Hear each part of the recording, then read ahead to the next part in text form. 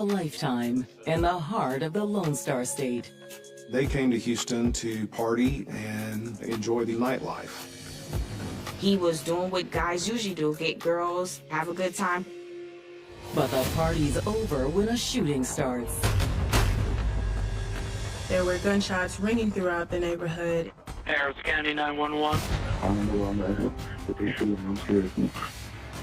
He's shot multiple times, in the chest, the arm, just everywhere. This was a very dire situation. Were these tourists simply victims of bad luck? Or were there more sinister factors at play? What? I remember just thinking to myself, like, this can't be happening. How? Why? It just didn't make sense. This person isn't even from the city. As detectives work to unravel this mystery, they will learn trust is a luxury few can afford. This was a very toxic situation.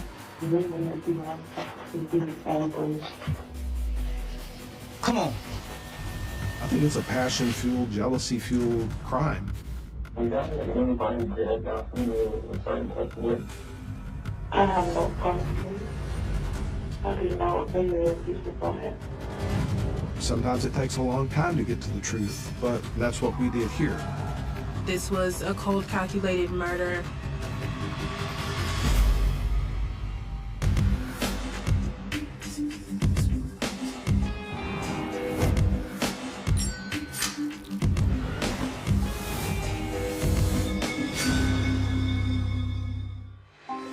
June 28th, 2021. It's not yet daylight in Houston, Texas, a city that attracts millions of tourists every year to enjoy its sports, restaurants, and world-class nightclubs. Houston is a large city, and we have a very vibrant nightlife. It is an attraction, especially down in the southwest part of Houston. If you come to Houston, you're going to be welcomed, you're going to enjoy a lot of great food, a great time, great party atmosphere. But in the early hours of this Monday morning, the city is suddenly thrown into chaos. Just around 3 a.m., there was an influx of 911 calls. Harris County 911. We think we might have just heard gunshots. Oh my God, somebody shooting. They're still shooting right now? I'm scared. Somebody back on my car. For sure. By the sound of the reports, at least one person has already been injured. Finish on my phone. Hurry up, please. Police race to the scene of the crime, a home in the affluent Houston neighborhood of Old Oaks. It's a quiet neighborhood. This is unusual to have this type of disturbance. When officers arrived, they were fully prepared to confront an armed shooter. But instead, they only find the aftermath of the violent attack. They see this young man in dire need. He's shot multiple times, in the chest, in the arm, just everywhere. He's been pummeled with shots. Whomever shot him meant to do intentional and extensive damage, because they did. It's really bad, yet he's still breathing. There were some witnesses gathered around, and they were very distraught. The young man's friends identify him as 28-year-old Gregory Moore. Gregory Moore was losing blood fast. They wanted to get him to the nearest hospital so that he could get to the emergency room. Time was of the essence if they were going to save this man's life. New York native Gregory Moore's outgoing personality and warm-hearted demeanor meant he had no trouble making friends. He was a great, great friend. You could never just be mad at him, even when you wanted to be. You know, he just made you laugh. He was funny. He was a goofball. He was just one of those guys who seemed like he could get along with anyone, always the life of the party. But Gregory wasn't just the life of the party. He was also a dedicated father. We had a family young. He was an amazing dad. He was not the disciplinary. He was the fun parent. He was the kind of parent that would be like, it's raining out, don't go to work today, let's stay home and watch movies. or let's put a bunch of blankets on the floor and let the kids just do what they want. However, as much as Greg loved his children, the pressures of parenthood put a strain on his relationship with their mother, Tatiana Anderson. We were together for 10 years, so time took its course on our relationship, and we kind of had to separate to figure ourselves out. Greg started to date other people and had a child with another woman in 2018. By the summer of 2021, Greg was focused on being the best parent he could be and building his career. He used to work the night shift. He was a community technician, so he was on the front line with the population that is underserved the most. He had gotten to a place where he didn't know if that was something he wanted to continue to pursue. So he was thinking of going to trade school and just trying to build from that. He was talking about opening a business. And in June of that year, Gregory decided to take a well-deserved break from the stresses of life by planning a trip with his closest friends. Gregory and his friends came down to Houston to have a good time, have a boys' weekend, and just enjoy themselves. They rent a high-end rental in Houston, Texas, and prepare for a few days of R&R and social get-down. But instead of enjoying a weekend savoring the sights and sounds of a new city, the group's dream vacation has just become a waking nightmare. Police responded to a string of 911 calls and found Gregory Moore unresponsive and losing blood fast. He has multiple gunshots, including his neck, his back, his arms, his chest. His carotid artery was severed. His lung was punctured. Just horrible injuries. He's clinging to life and barely has a pulse. Paramedics rush Gregory to the nearest hospital, hoping for a miracle. His life essentially at this moment is hanging in the balance. In the summer of 2021, Brooklyn resident Gregory Moore was enjoying a weekend in Houston with his closest friends. He's young, black, handsome, trying to be successful, trying to make it. When Gregory Moore and his friends rented that Airbnb in the suburbs of Houston, they thought that they were going to have a fun, ritzy, exciting weekend. But just 2 days into their trip, the group's vacation has just turned into a catastrophe. One of his friends had called me, and he was hysterical.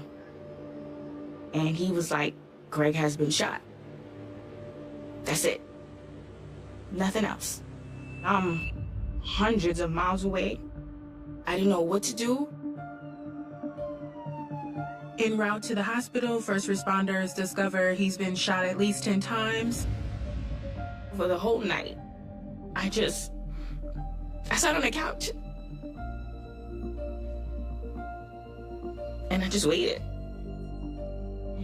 And me and his mom were texting, and she was like, oh, he was in ICU and he was gonna live.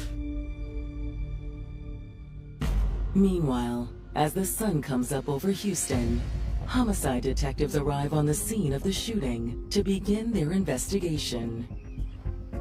When I arrived at the scene, multiple patrol units were already there. They had detained numerous individuals that had been in the home. As I walked up, I observed there be a large amount of blood on the front porch. They also saw shell casings on the ground from a 9mm. The front of the house was littered with bullets. It's so shocking because it shows the rage that the gunman had. It seems that the shooter ambushed the victim, rolled up, shot him, and then left. Near the front door, investigators locate Gregory's cell phone, but that's not the only phone they find at the scene. They find another cell phone and a tablet that looks like it's been run over. They were in the street in front of the house. It looks like this is some sort of physical evidence from the shooter. Unfortunately, the investigators aren't able to access the devices. These 2 additional devices are locked. And not only that, the tablet has been damaged. Extracting all the digital contents of the phones, that takes months. The detectives don't have that kind of time to waste.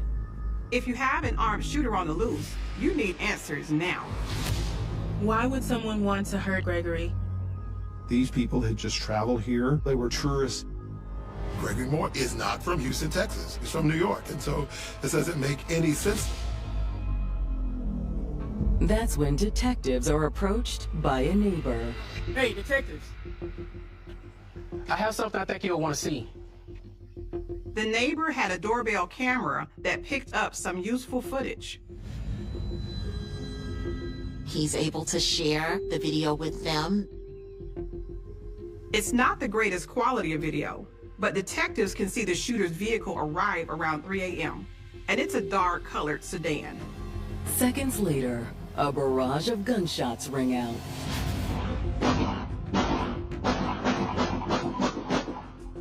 I also took a video when the gunshot stopped. And he recorded the end of this tragic evening. On the phone video, you can see someone running away from the crime scene. They jumped into the vehicle and pulled off. However, the cell phone video is too dark to identify exactly who this person is. They aren't able to make out the vehicle's license plate from the video either. As compelling as this evidence is, it doesn't do much to help the investigators narrow down their list of suspects. We had no idea who the person was. Right now, we have to identify this guy. However, before they can continue their investigation, Detective Crane receives a call from the hospital where Gregory is being treated. Yes, this is Detective Crane. They get a call that Gregory Moore has succumbed to his extensive injuries. Gregory Moore was dead.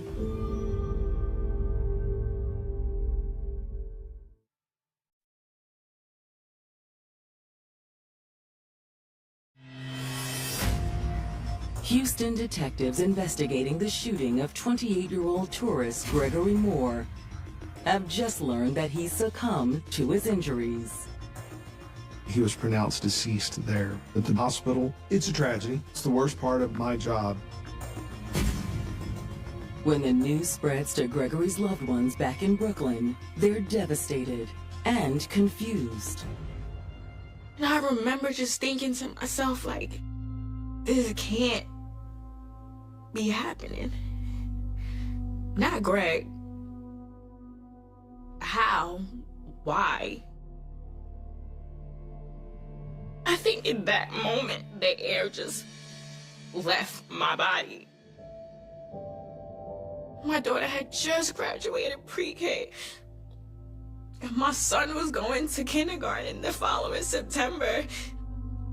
And I remember thinking to myself, how was I going to explain to them that he wasn't coming back?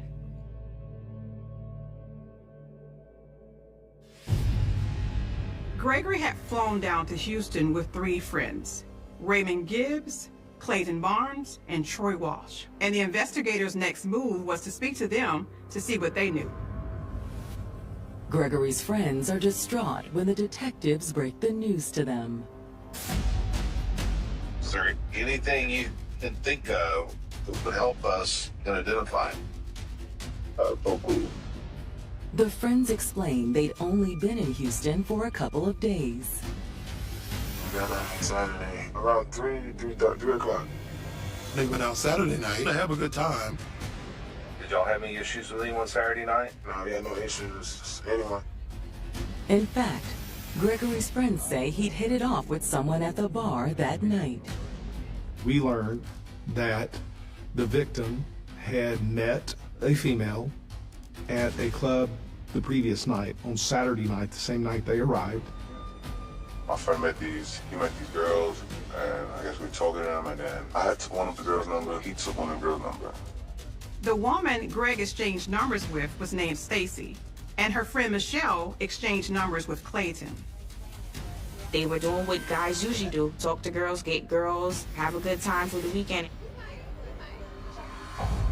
The following night, Greg invited Stacy over to the rental house to keep the party going. They were all just partying and having a good time. There was some more flirting happening between Greg and Stacy. And eventually, Stacy suggested that they go pick up Michelle. My friend wanted to come pretty much to the place, so we're like, okay. Greg asked me if I wanted to drive, and they're gonna come with me. I'm like, cool. And so they left the Airbnb, traveling back down into Southwest Houston. But along the way, their plans changed when Michelle decided to stay in for the night. My friend decided she wasn't coming anymore. Okay. We're like, all right, cool, whatever. And that ultimately led to them turning around and driving back up to where the Airbnb was located. By the time they made it back, Clayton was feeling hungry, so he decided he was going to go pick up something to eat. We get back here, and I'm like, I'm starving. They're like, all right, cool, we're gonna go inside and lay down. Okay. I'm like, that's cool. So I literally drive in the front to drop them off, and they walk in. Clayton says as Greg and Stacy approached the front door of the Airbnb, all hell broke loose. That's when they are ambushed. I see a guy just running from the side of the grass, and I see a little flashing light, and then all I heard was shots going off. Clayton took cover and dialed 911. Please, I'm not going. Hurry up, please. Everyone knows what happened to Gregory, but where was Stacy? The kids in the house did not know where the girl had gone. That caused us concern. We don't know who this girl is or what has happened to her. There is not a last name, unfortunately. Did she run away? Is she with the perpetrator? So detectives start exploring all avenues to track Stacy down. Stacy's friend Michelle was at the club with her the night she met Greg and his friends. Michelle and Clayton had exchanged numbers. Clayton gives the police Michelle's number. She agreed to come in and speak with them about this. Thank you for coming in. You're welcome. We obviously want to talk to you about an incident that happened this morning early. Mm-hmm. And there's no sense in being all around the bush. Mm-hmm. Tell me what happened. Michelle starts by confirming that she and her friend, Stacy Adams, went bar hopping on the night of June 27th. We met some guys from New York. Everybody was having fun. They find themselves on Saturday night at a club, having a good time. They think, oh good, we got some people to hang out with. The next day, which is Sunday, they were texting us like, do I want to come to the hospital? Stacy was quick to accept the offer, but Michelle says she was more reluctant. I already was like, no, because now I'm going like that. And I just met them. But she was texting me like, come on here, it's fun. At some point, Stacy told Michelle that she and the boys were on their way to pick her up. I wasn't answering my phone. I was trying to feel like I'm asleep because I ain't gonna go. They ended up continuing the night without her. But a little while later, Michelle says she heard from Stacy again.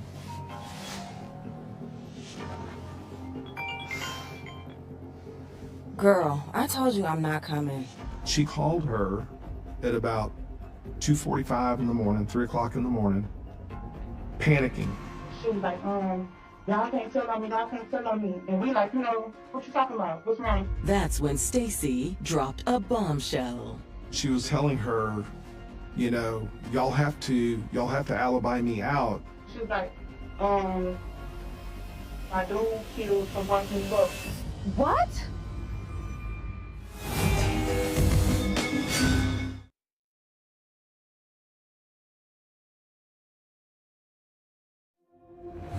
Houston police investigating the murder of Gregory Moore have been looking for a young woman named Stacy Adams, who was with Greg during the shooting. Initially, police were concerned that Stacy could be another victim of the crime, but now they have to consider the possibility she was in on it. Now, in speaking with Stacy's friend, Michelle, that possibility seems more and more likely. Michelle admitted her friend Stacy wasn't as single as she presented herself to be. She indicated she received a very frantic phone call from Stacy, and she had let her know that her boyfriend had shot and killed one of the guys they had met clubbing. She was like, my dude killed the one who loved. What? I know, I'm freaking out. According to Michelle, Stacy went on to explain that her boyfriend James had been spying on her that day. Stacy's boyfriend found out she was messaging with Gregory. He was not happy about that. His name James. I don't know his last name. I wish I knew it. He got a toy inside of me. He screenshot the messages to her and like, you. That's also how James found out where Stacy was. The Instagram app allows you to share your location, so he can literally log into it and see on her locations where she is. The boyfriend was able to track Stacy to where Gregory and his friends were staying by her social media. And when they get to the house, he jumps out, rolls up on the two of them. She was like that. Her boyfriend took the dude, and he shot him at least like 5 times.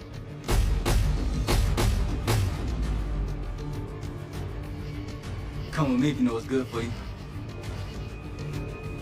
After the shots stopped, Stacy did leave the scene with her boyfriend. Even though Michelle doesn't know James's full name, she's able to provide the investigators with other useful information. She had a very good idea of where he lived, and through that information, we were able to determine what cars are registered at that address, which came back to matching the car that they fled the scene in. DMV records show that the vehicle in question is registered to a 21-year-old pizza delivery driver named James Ray Lane. They pull his driver's license photo and present it to Michelle. You recognize who this person is? That's James. That's James. Mm-hmm. Okay. Now, detectives have to wonder if the mysterious second cell phone they found at the crime scene belongs to James Lane. In an effort to try to put all these pieces together, the detectives ring the phone number that they have for James Ray Lane.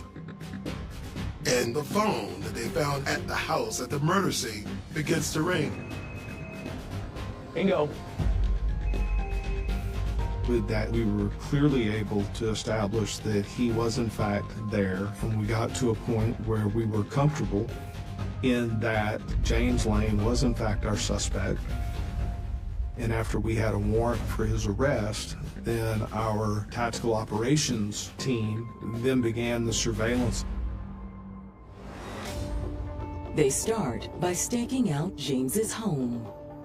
Police set up surveillance. However, after several days, James does not show up and they are not able to locate Stacy either. Next, the investigators go after their suspect's vehicle. They learn that his vehicle is leased from a local car lot. And when detectives contact the car lot, they're met with a shocking piece of information. The dealership said he's here now. He's here now. Houston police immediately move in to make the arrest.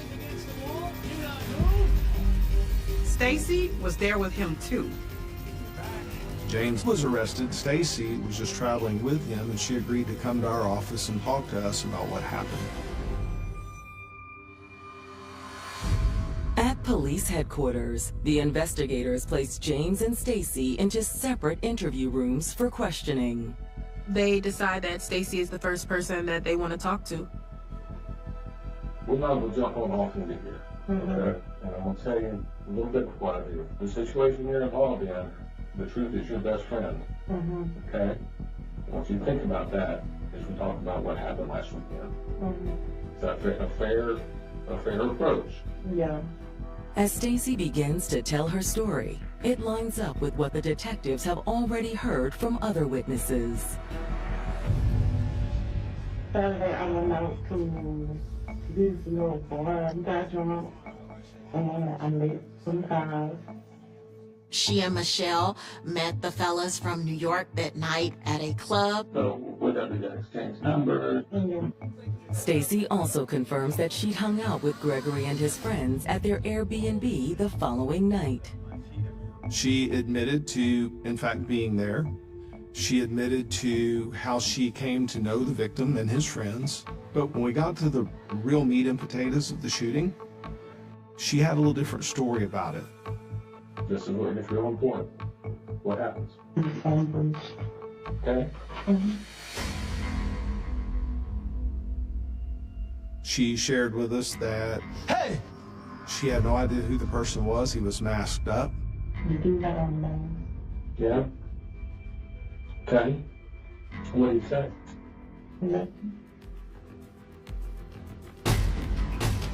Stacy also denies leaving the scene of the crime with the shooter after he ceased fire. What happened after the shooting?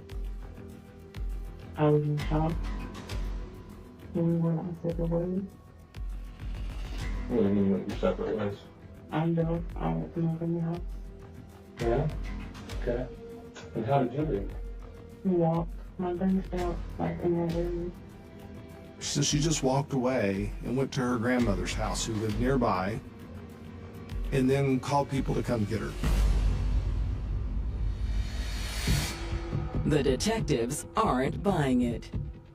If you walk to your grandmother's house, give me your grandmother's name, her phone number, maybe even her address. Let's go talk to her, back up your alibi.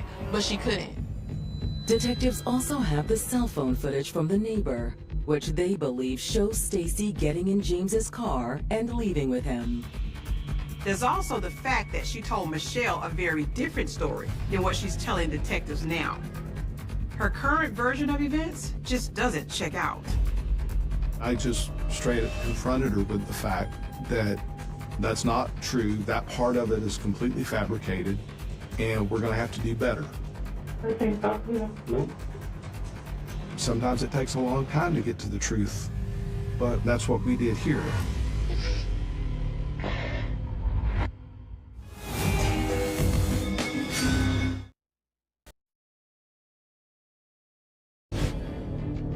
Police in Houston, Texas have zeroed in on 21-year-old James Ray Lane as their main suspect in the shooting death of Gregory Moore. He was jealous. He was upset that his girlfriend, Stacy, might have been cheating on him, and he took it out on someone who didn't even know that she had a boyfriend.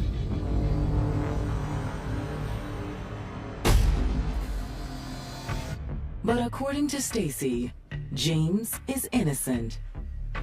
Stacy told the investigators that a man with a black mask shot Gregory Moore.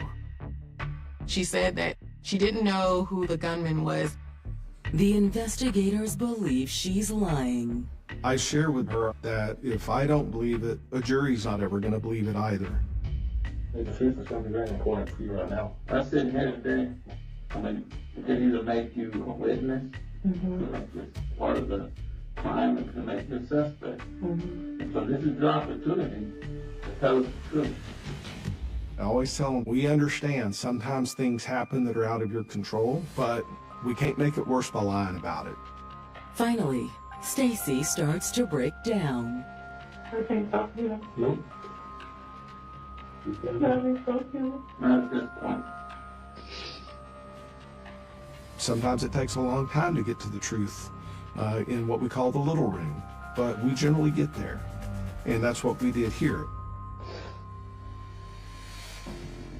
Stacy finally admits, on the night she went home with Gregory, her boyfriend James was blowing up her phone. Everything okay? Yeah, it's fine. A lot of them I was taking screenshots of my DVDs and stuff. I was really ignoring him because I was having fun at that point. I didn't want to argue with him. And he just kept calm and kept it. She's getting text messages from James. He's wondering, where are you? Who are you with? James had gotten into a tablet device that Stacy owned, and that was how he was able to access all her social media, the same tablet police found at the scene of the crime. But Stacy insists she had no idea James was tracking her location. I don't know.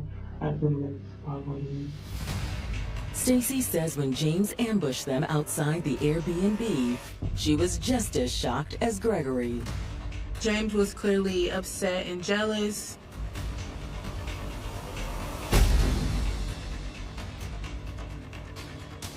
He beat on a defenseless man. Greg didn't have a knife. He didn't even have a pot to hit him with. He had nothing. Why did you not talk to me though? I was scared. I was still in shock. I didn't think that's what I said. Come with me if you know what's good for you. Stacy was in such shock that she actually did leave with James after the shooting.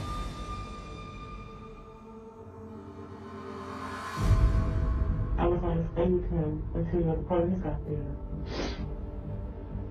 But I was scared. She says that James then dropped her off in an area of southwest Houston called Meyerland. Okay, so you rode into Meyerland and just got out of the car on the street in Meyerland? Yes, could I have people? She was unsure as to where James went or where the murder weapon was. But they get together a few days later and decide to lay low at her cousin's house in southwest Houston. After doing that for a few more days, they make their way to the car dealership, hoping that they can get a new car and drive out of town. And it is at a car dealership that they get busted. I have no problem. I think I'll pay you a piece of problem. But is she telling the truth? Now the detectives make their way across the hall to talk to James to try to see if their stories will line up. We don't have anybody dead about 2 years and 36 years.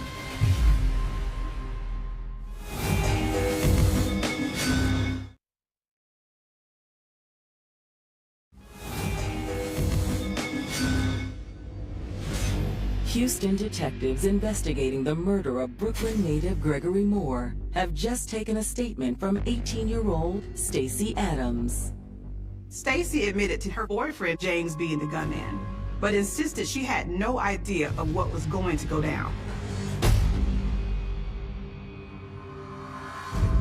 Now, detectives are eager to hear James's side of the story. There was a shooting that occurred, and this boy got killed.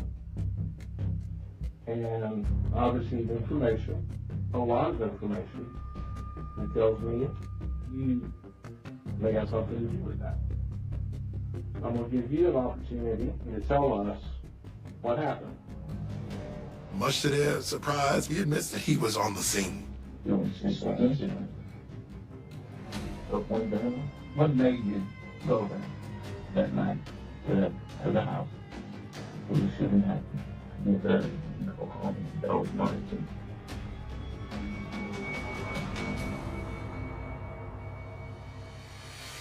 But James says after he showed up and found Stacy, the situation quickly got out of hand. According to James, when he arrived, he told Stacy, "Let's go." Come on. I told her to go. What you think you're doing? Take my girl back home. Get your hands off me.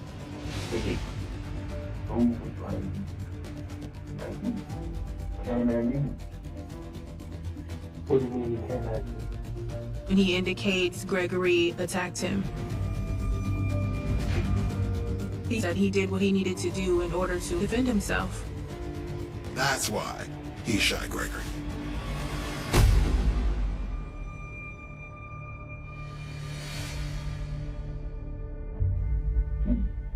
Okay, man, you just Unfortunately for James, the detectives know he's not being truthful. James told the police, basically, he felt threatened by Gregory Moore. He had the 9mm.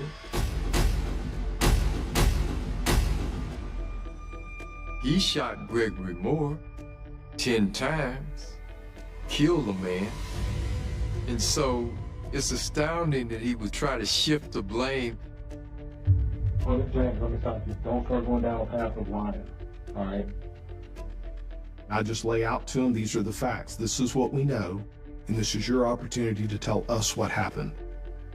You're going to have to tell us what happened without some crazy story that doesn't make sense and it's not consistent with the evidence, okay?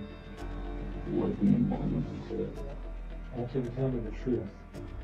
I'm telling you the truth.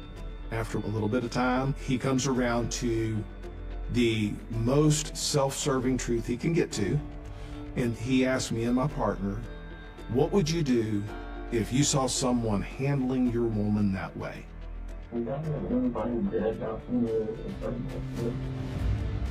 I asked him to elaborate on that, and he wouldn't. But he put himself there, and then he put himself trying to justify the murder. And that was sufficient enough for us. At the end of the interview, the investigators charged James with the murder of Gregory Moore. I would like to have had a complete total confession as to why he did it, but that's very hard for a lot of people to do. Investigators conclude that James's girlfriend, Stacey Adams, was an innocent bystander in the crime. Detectives do believe that Stacey is telling the truth about not knowing what James was going to do that night. They ended up not charging her with any crime. However, as prosecutors prepare for trial, they aren't planning to go easy on James. Making the decision to drive 40 minutes all the way up to North Harris County and wait, lay in waiting for them to return. It's a passion-fueled, jealousy-fueled, immaturity-fueled crime. This was not an act of self-defense. This was a cold, calculated murder. James is now facing life in prison. Having an acquittal just seems highly unlikely. So he decides to come to the table with the prosecutors to try to strike a deal to save some part of his life. James finally confesses to investigators' version of events and admits to gunning down Gregory Moore in cold blood. In exchange for a full confession, they do offer James a deal of 22 years, and he does accept this plea deal. He's got to serve at least half of that before he can even be considered for parole. For Gregory Moore's loved ones, the resolution in this case isn't enough. James got 22 years. 22. In 22 years, James will still be old enough to have a family, to have children, to have a life. This sentence is quite light, but James is 21 years old and has never so much as gotten a traffic ticket. It's really heartbreaking because prosecutors even said after the sentencing, he never showed remorse to the victim's family. He never showed that he felt bad for the situation. Gregory Moore should be alive today, enjoying his kids growing up. James Lane should be in the free world today, doing what kids his age should be doing. And neither one of those things are going to happen now. Greg didn't have cancer. He wasn't in a car accident. He wasn't hit by a bus. He was shot. And that's a hard pill for me to swallow. No one thinks this is going to happen to them when they are traveling. Maybe someone steals your wallet, but you certainly do not lose your life because you decide to give someone your phone number. I often wonder, when he was laying there, like, was he scared? Was he regretful?